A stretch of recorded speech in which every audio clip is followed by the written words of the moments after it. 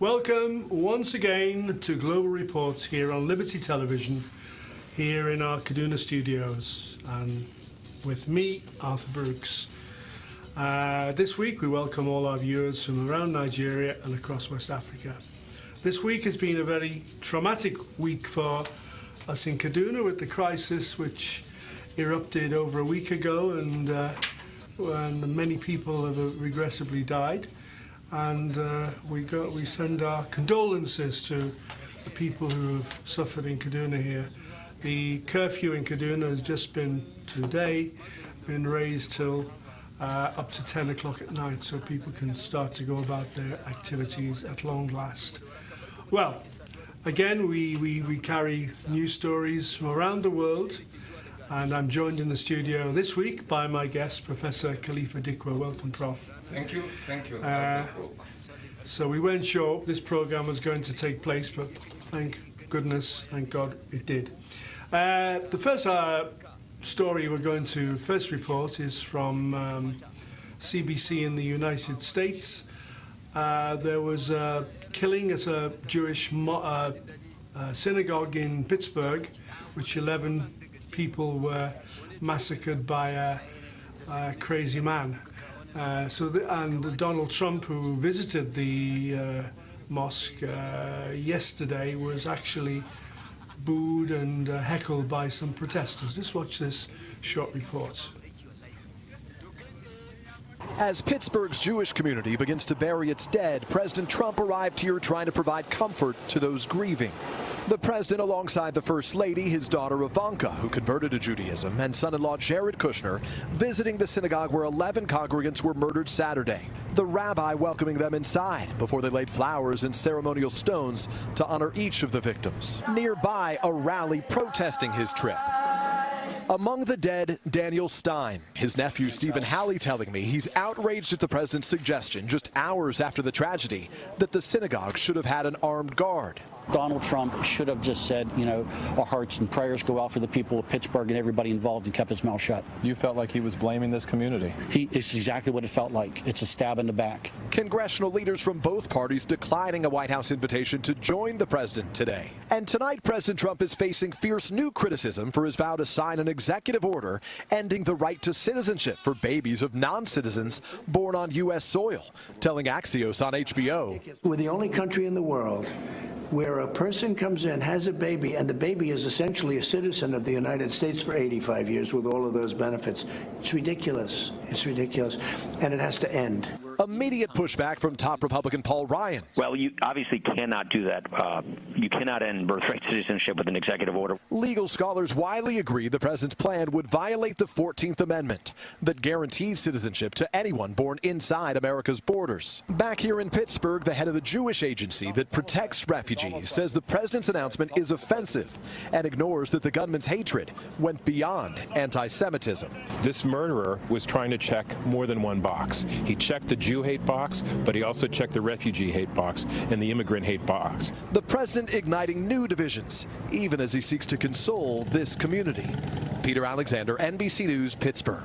Hey, NBC News fans, thanks for checking out our YouTube channel. Subscribe by clicking on that button down here, and click on any of the videos over here to watch the latest interviews, show highlights, and digital exclusives.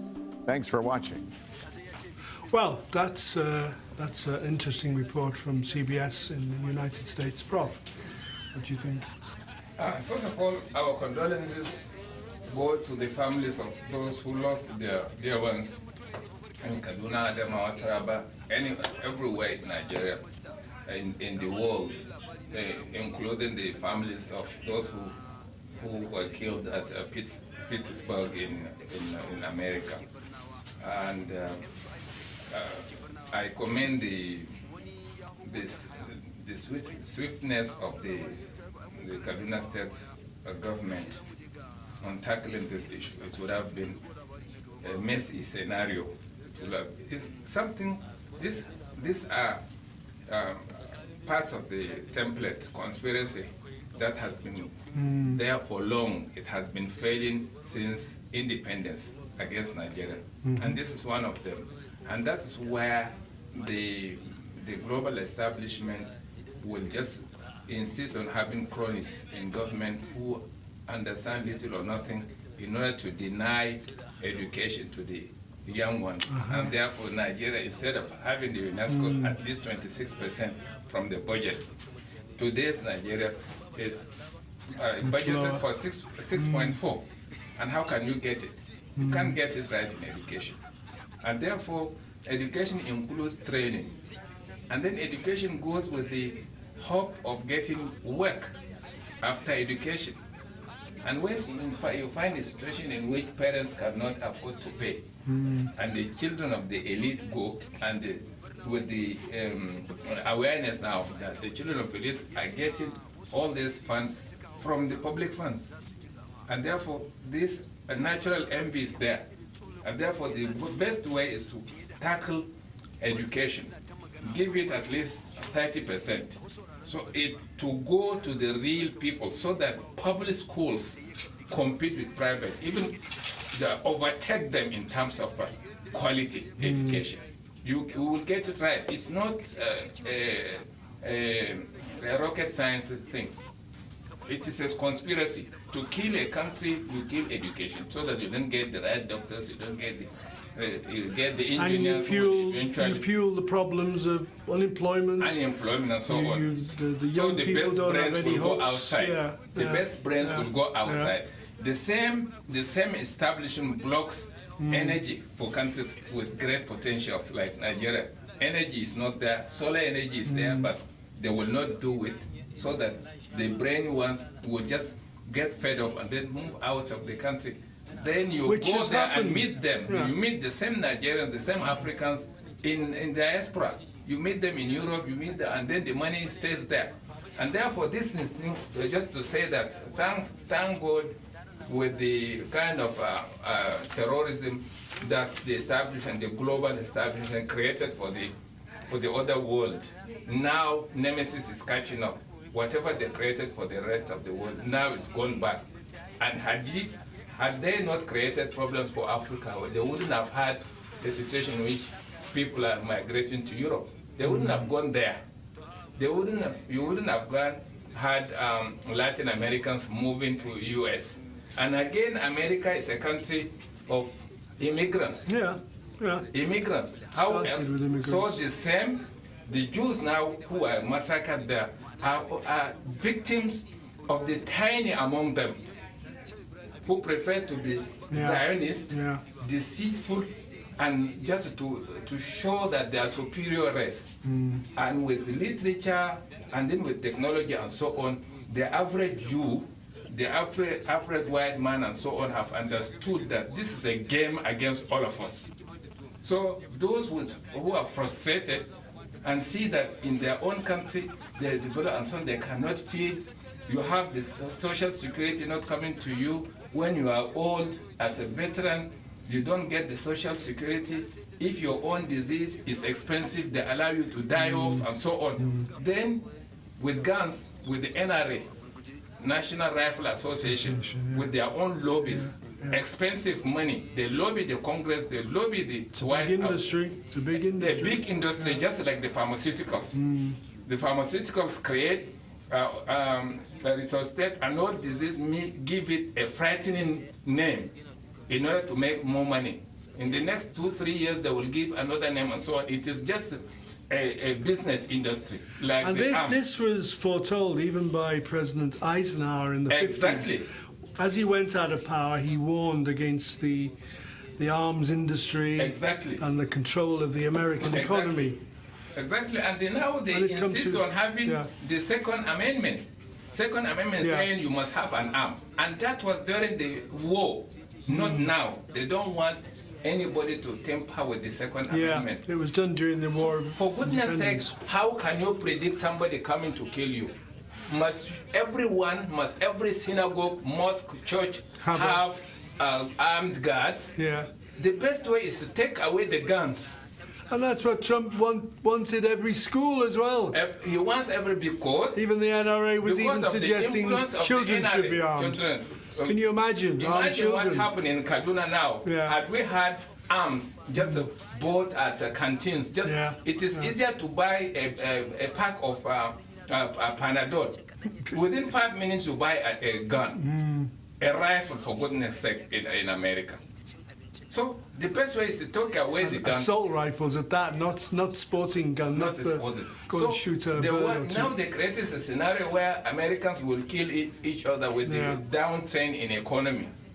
Anything is coming to a halt individually. Now America is isolating itself, and then they have been able to now discover that after all, these 1% people have been deceiving them. And therefore the war is about the people of America, not just about minorities. Unfortunately, Trump is foiled to just insinuate against minorities, who is not a minority in America. Yeah, including the whites. Exactly. Where are the Native Americans? Today, they don't have electricity in America. Of course. Today, you have Americans who are sleeping on the streets. The Native Americans, they even try to remove the vote from them. Exactly. They want to remove the votes from them.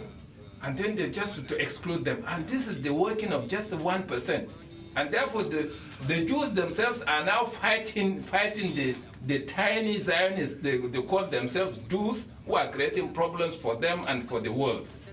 This is a great scenario where the entire world understands that, after all, we have a common enemy who is less in terms of number. They are less than 1%. And therefore, it is just... It's all over our own countries too. All along, they come, they take over the intelligence, the leadership in the army, intelligence, and so on. If, as a president, you refuse to implement certain economic policies to kill your own currency and so on, you refuse, they create a rebellion for you, they topple you. Today, the white man in America, the white man in Europe, are now sending us messages that this is the kind of thing that our own governments are doing to you. We are now seeing them openly. And therefore, it is not just about the war. Again, it's no longer a war. It is about a dialogue. The world is now a one place, a village, that both European, American are now common in their own thing. And then they now connect with us. They tell us that they are different from their own governments. So in America, you have Republicans, Democrats, and so on. Both parties, these are the leading parties. They are both funded by the same, what do you call them, lobby groups. Yeah, the lobbyists. Yes, the rifle thing, who create wars to other countries. Then they sell arms, they force you to sell arms. Imagine now Saudi Arabia buys arms. Lobby for it is becoming a hobby that each time there is a new... Cigarettes, smoking, lobby for everything, And they create a war. Each time now there is a new jet coming up, Saudi Arabia was going to buy it. Instead of now using the resources to industrialize the Saudi Arabia, if you remove 4 cities from Saudi Arabia today, all the others are not developed. High rate of unemployment. Instead of saying developing your own country, you are still buying cars from outside. Yemen is the next door neighbor. Islamically, your neighbor is just like somebody who is likely to inherit you. You couldn't give them water, you couldn't give them electricity, and today, because of bombing the hell out of them. You want to be superior, to be regarded as superior, they want you to create a conflict between you and Iran, and ideally you are supposed to sit down and say, hey, come on, we don't have to do this. Let's talk. You're using this little Jojo, not war. No war. Shia, we heard the Wahhabi and so on, they are all political. They are more of politics than religion. And religion, yeah. They were only created after the fall of Shah of Iran. Then they created the same thing for the Kingdom of Saudi to change the curriculum in order to include bigotry, intolerance, and so on. And therefore, all these wars, including those things that we call them here in our own, is more of politics. If you allow them, they will raise an army to fight any government, any country. And it's only possible during democracy, where the funds are coming from outside, give senior lawyers to go and play semantic gymnastics in courts in the normal let's watch a couple of clips from TVC Nigeria. illustrating what's been happening in Kaduna. Let's just show a short sequence from the clips on the Kaduna crisis, please. Moves between 6 a.m. to 5 p.m., but the nighttime curfew remains. And police spokesman Jimoh Moshood said 93 suspects have been arrested in connection with the recent violence there. So far, we have arrested 93 suspects for being responsible, actively responsible for the crisis in Kasua Magani in Kaduna South and for other crises that occurred in other locations within Kaduna State. 43 of these suspects are being prosecuted as we speak, while 50 are currently in police custody. An investigation is being rounded up into their involvement in these activities. We are deep into the investigation of that matter, and some suspects have been arrested, but I won't tell you this is the particulars or the details of this suspect, because we want to ensure that anybody that have hand in the killing of the traditional rulers, for whatsoever reason, is arrested and prosecuted. The security expert Dennis Amakre is here with us to discuss this. Good morning to you and thank you for joining us. Good morning. And also joining us from our Abuja studio is former Commissioner of Justice, Kaduna State, Mark Jacob. Good morning to you, Mark, for joining us. Good morning. All right, we've been told so many times that the problem with the security situation in Kaduna State is quite historical, but it keeps festering every single time, and it's a cause for concern right now. How were you able to address this when you were a Commissioner of Justice then? Because many have said that lack of prosecution is preventing people, the victims, that have closure, and is enabling others to want to continue with the impunity. Well, first of all, let me say that the narration sometimes is jaundiced, in the sense that crisis is not part of our history. Yes, we have had skirmishes here and there in Kaduna State, but it is not correct to paint Kaduna State as a constant venue or theater for crisis. Now, in 2000, there was crisis. 1999, 2000, there was the popular or famous Sharia crisis that engulfed the entire North. And there were very serious efforts. Well, that's from TBC. View of what's happening here in Kaduna. Yes. So, what's the way forward? Exactly. First of all, let us get to the genesis. When I came back as a student, as a student, I stumbled on a classified document on how to Somalize in Nigeria, particularly northern Nigeria, and Kaduna was one of the states. I came back again in 2010. Here in Kaduna, I was talking about it, that as far back as 1984, I stumbled about it, and Kaduna's crime was that it was housing the defense and security establishments, and it is next to the capital, the federal capital. And therefore, the best way was to use religiosity, religious conflicts in order to burn down, so that it snowballs into the federal capital. And that right from 1987, again, where we said the establishment created a scenario where killers go scot-free. Yeah. So the ideal thing, the natural law, the law of God, you shall not kill. Yeah. And therefore, I again commend the swift action by the Kaduna State government.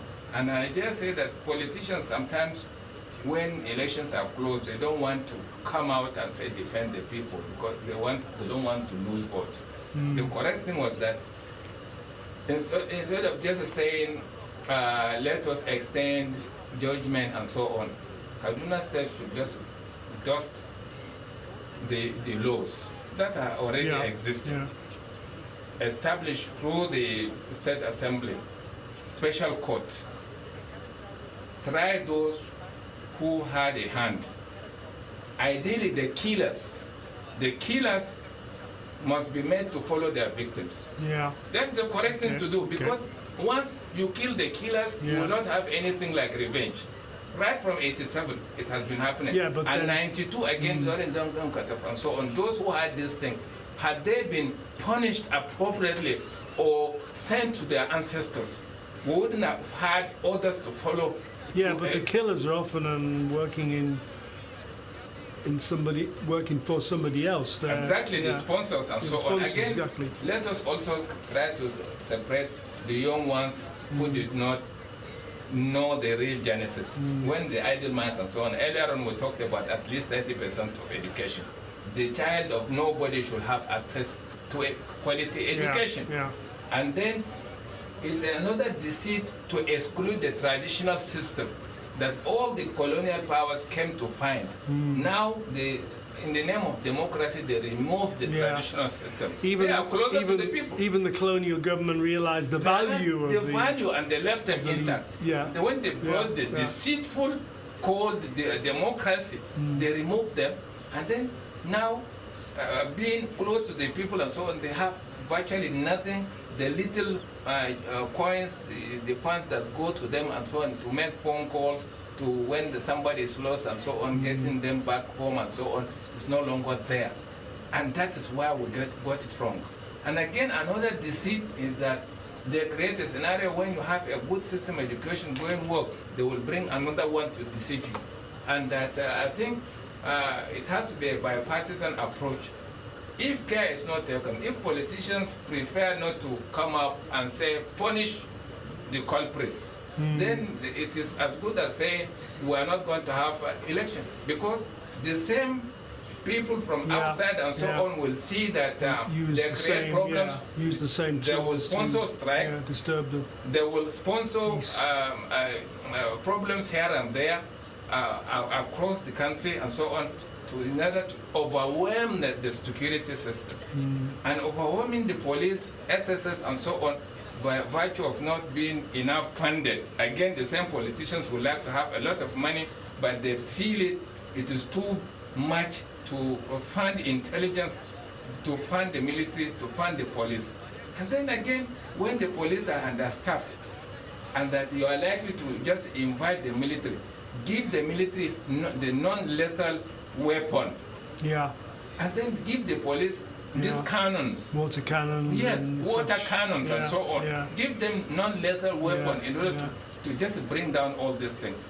And it is all about conspiracy theory, that from time to time we always do. Right from 84, I said Kaduna for housing the institutions, and then Kano for the economy. Northeast is the gateway to 8 countries, where the economy of the country will be standing on its own. Therefore, decimating the security system is a way of now having a Somalized, confused nation, thereby you are likely to invite them to come and help when they steal the resources, invite them, exactly, and divide, continue to divide, creating ethno-religious conflicts and so on, which are supposed to be personal. And we have to understand things. We have to learn basic things about the other faith. And as we've said, the key thing is education and employment. Yes, and employment. Revitalize the economy. Look at them. They have been making noise right from 1999 talking about employment. How many? What they say about the devil finds work for idle hands. Idle hands, idle minds, exactly. And therefore, it's unfortunate that what happened in Pittsburgh in America happened in Nigeria several times. But look at the media. Media is not talking about Africa. Not talking about those who were killed in the plane crash in Indonesia, Jakarta, and so on. They are not talking. But no, they are talking about that, but they're not talking about what's happening in Kaduna. And now they are playing undertone to create a scenario in which they cannot punish Saudi Arabia's housing rule. They invited now the brother of the king now from London, with the security from US and UK. This is the latest. Ahmad is now in Riyadh. Okay. Likely to say, you are not Mohammed bin Salman, with all these things that are bad to the unity of the world. America is not comfortable with you, the West is not comfortable with you, and so on.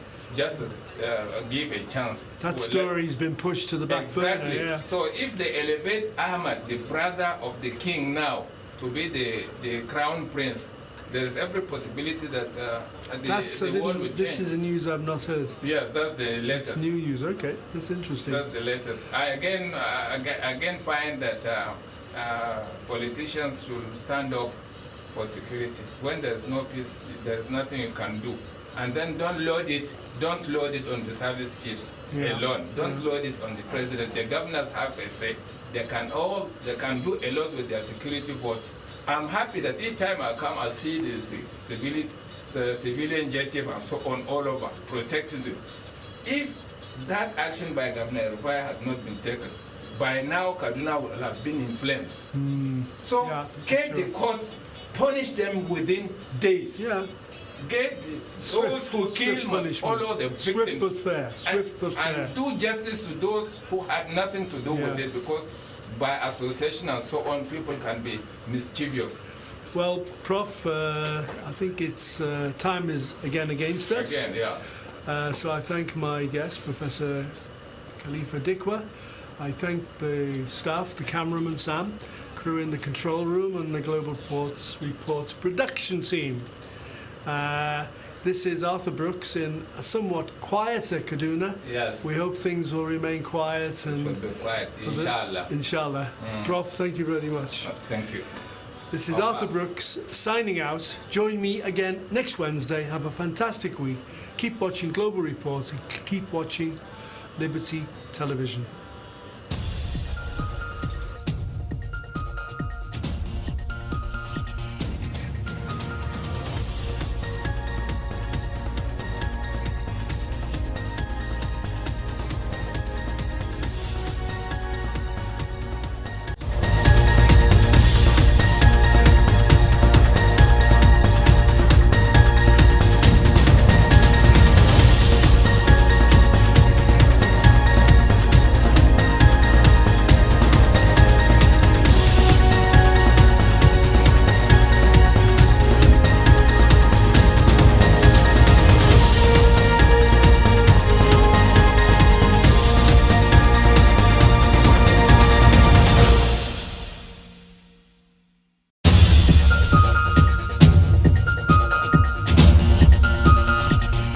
It's not just about the individual news item, it's all about what's behind the news story.